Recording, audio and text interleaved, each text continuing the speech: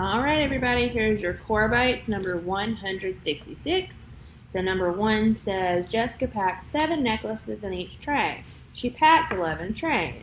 How many necklaces did she pack? So she has 7 necklaces in each tray. She has 11 trays. So all you do is say 7 times 11 because it's 7 necklaces and 11 trays, so 7 11 times. So 7 times 11 gives you 77 necklaces in all. For number 2, find the sum or difference.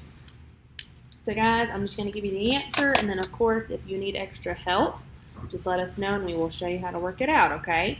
So 250,000 plus 49, you're getting your sum.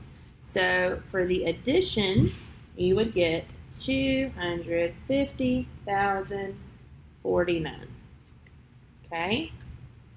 For the subtraction, which would be the difference, you would get 249,951. And just let us know, guys, if you need those worked out to show you, okay?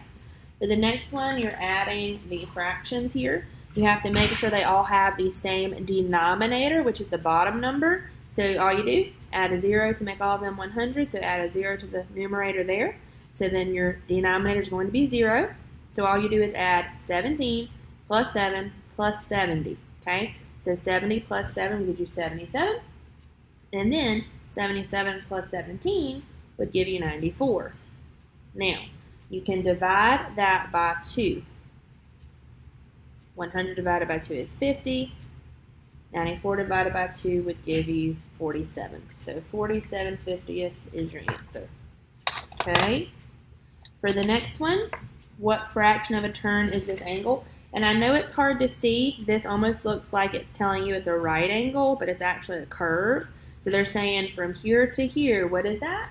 That is 1/4 of a turn. So think of your clock.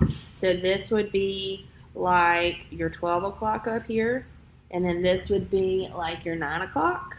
So you just did one turn, that's 1/4 of your clock, because then this would be 12 to 3, and that would be 3 to 6. So see, it's just 1/4 of a turn. Okay? And then number 5 says, if lines intersect but right angles are not formed, what types of lines are they? So parallel lines never intersect because they go side by side. Perpendicular means they would have right angles. Intersecting means they just cross without forming those right angles. Okay? All right, there's yours. Make sure you let us know if you have questions.